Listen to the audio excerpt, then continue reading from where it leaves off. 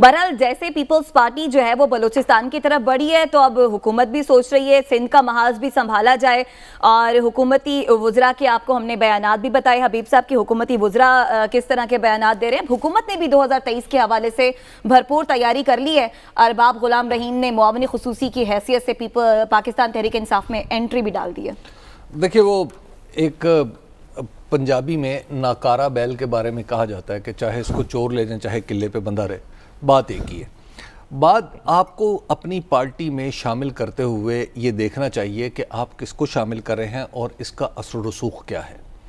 ٹھیک ہے، پرانے زمانے میں وہ قدرت اللہ شہاب نے ایک بات لکھی ہے کہ پرانے زمانے میں جب انگریز یہاں پہ ہوتے تھے تو ان میں سے کوئی افسر ٹوم کیسا کرٹا اس طرح کی زبان بولتا تھا تو اس کو بر صغیر پاک و ہند کے امور کا ماہر سمجھ لیا جاتا تھا۔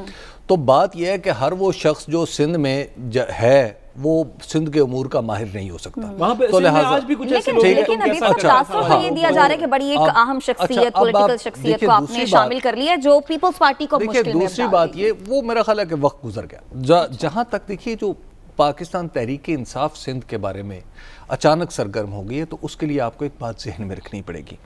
آج کے اخبارات سے آپ پیچھے چلتے جائیے تو آپ تقریباً 3 ہفتے پہلے ایک خبر پہ پہنچیں گے یا تجزیوں پہ پہنچیں گے جس میں اچانک نام ابھرنا شروع ہو جاتا ہے بلاول بھٹو زرداری بھی تو آخر کار وزیر اعظم بن سکتے ہیں۔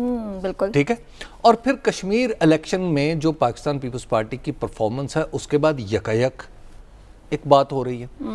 اچھا، اب تیسری بات جو اسی پروگرام میں آپ کو ایک وقت میں عرض کی تھی کہ 34 نشستیں ایسی ہیں پنجاب کے اندر جن کے اوپر پیپلز پارٹی اپنے دوستوں کے ساتھ مل کر کام کر رہی ہے کہ یہ 34 نشستیں 2023 میں اس کی جھولی میں آ گریں۔ تو آپ ذرا اس کے بعد پھر چلیے تو پھر آپ ایک اور خبر کو انہی خبروں کی سیکوینس سے ملائیے کہ جہانگیر خان ترین صاحب الگ ہو جاتے ہیں۔ تو دیکھیے یہ پوری کی پوری جب آپ خبریں ملاتے ہیں تو آپ کو ایک پیٹرن نظر آتا ہے۔ وہ پیٹرن یہ ہے کہ بلاول بھٹو زرداری صاحب آئندہ وزیر اعظم ہو سکتے ہیں۔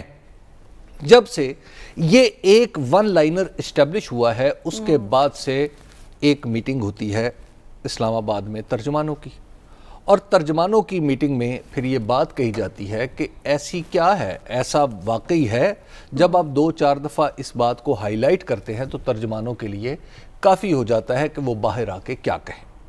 تو باہر آ کے انہوں نے سندھ پہ یہاں سے گولہ باری شروع کر دی۔ اب پیپلز پارٹی کے لیے سندھ میں پی ٹی آئی درد سر نہیں ہے۔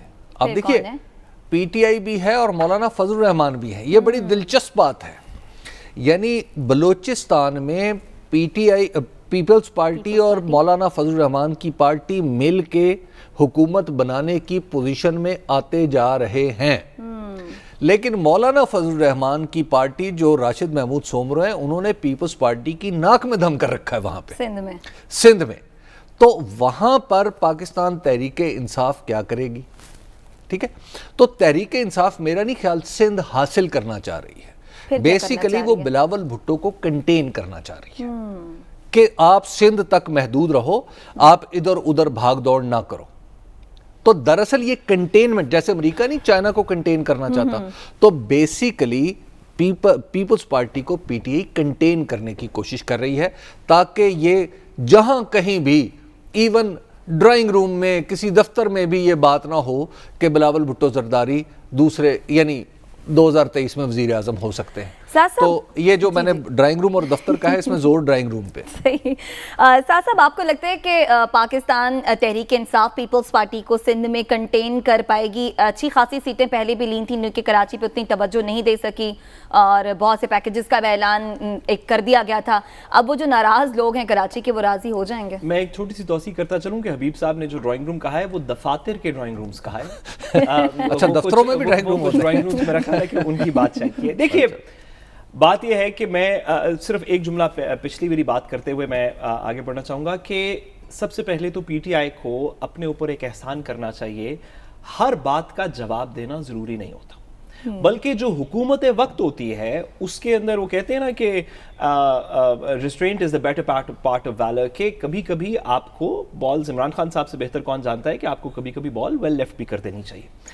آج کا جلسہ عبد القادر بلوچ صاحب کی جوائننگ، زہری صاحب کی جوائننگ، جو ان کی تقاریر تھیں، یہ پی ٹی آئی کے بارے میں نہیں تھیں. پی ٹی آئی صرف اس میں اس وجہ سے ملوث ہے کیونکہ وہ حکومت وقت ہے.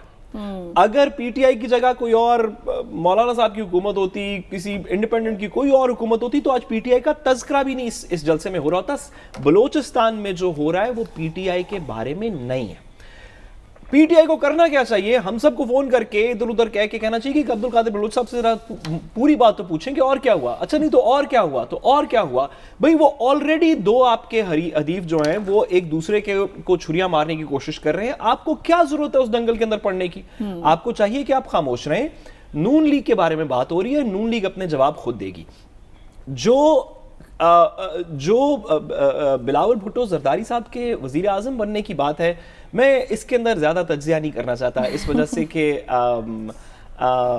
کچھ باتوں پہ دل جلتا ہے، کچھ باتیں نہیں کرنی چاہیے.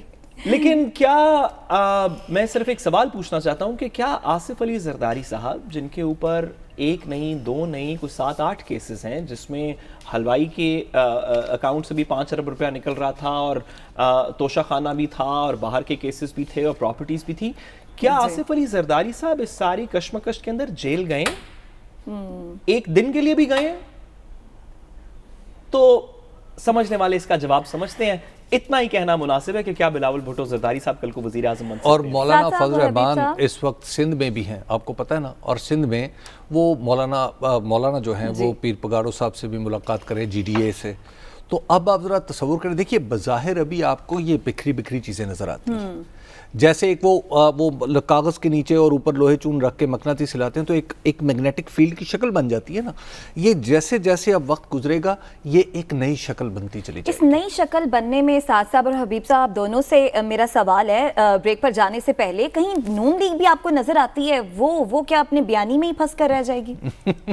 دیکھیے یہ اب آپ پھر بریک لے لیں تو بریک کے بعد بات کریے اگر اس کا نہیں بریک پر بات کر کے پھر چلتے ہیں. دیکھیے بات یہ ہے کہ مسلم لیگ نون کا پرابلم ایک بہت بڑا ہے.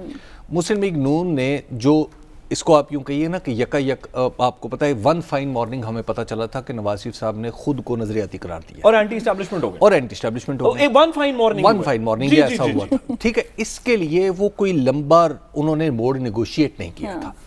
اب بات یہ ہے کہ یہ کوئی فوج تو ہوتی نہیں ہے نا کہ رائٹ ٹرن کمانڈر نے کہا تو رائٹ ٹرن، اب لیفٹ ٹرن کہا تو لیفٹ ٹرن. یہ پولیٹیکل لوگوں کا ایک اجتماع ہوتا ہے. اب یہاں پہ صورتحال یہ ہے کہ پی ایم ایل این کے نچلے ترین درجے تک، یعنی کارکن لیول تک، یہ بات تقریباً اس بات پہ یکسوئی پائی جاتی ہے کہ نواز شریف صاحب کا اور مریم نواز صاحبہ کا جو انداز بیاں ہے وہ ایسا نہیں ہے کہ جس کو ہم لوگوں کے سامنے بیچ سکیں، لوگوں کو سیل کر سکیں.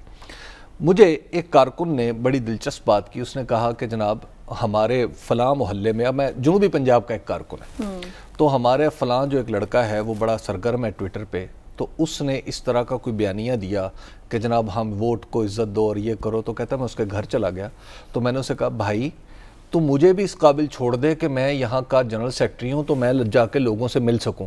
اس نے کہا نہیں یار، یہ اب میں تمہاری بات مانوں یا لاہور والوں کی بات مانوں. اب نیچے جو جید کارکن ہیں، بڑے اچھے کارکن، وہ یہ سوچ رہے ہیں. سعد صاحب اب ذرا کوئکلی آپ بھی بتا دیجیے نون لیگ کہاں کدھر صرف ایک منٹ میں. دیکھیے پاکستان ہر ملک کی کچھ، میں ایک بڑے ایکسپیرینس شخص نے میرے ساتھ ایک زمانے میں فریز استعمال کیا جو بڑا امپورٹنٹ فریز تھا. انہوں نے کہا کہ ہر ملک کی کچھ پرائمل ریالٹیز ہوتی ہیں، یعنی کہ اس کی کچھ ایسی ریالٹیز ہوتی ہیں جس سے وہ ملک، جس کے بنا پہ وہ ملک کھڑا ہوتا ہے. ہمارے ملک کی بھی کچھ پرائمل ریالٹیز ہیں.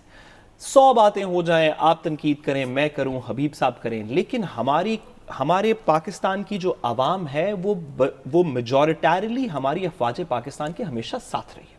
ہماری پاکستان کی افواج کے شہداء ہمارے طول و عرض کے اندر ان کے مزار بنے ہوئے ہیں.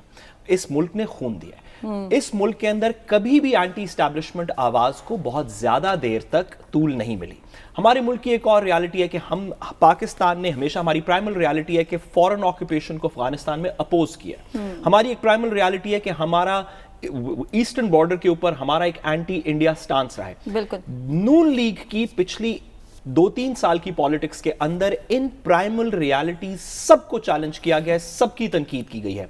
जब जब भी माजी में इन प्राइमल रियलिटीज को किसी भी सियासी जमात या पॉलिटिशियन ने चैलेंज किया है तो वो ज्यादा ठीक है जी, इसके साथ ही हम ब्रेक की जाने बढ़ रहे हैं।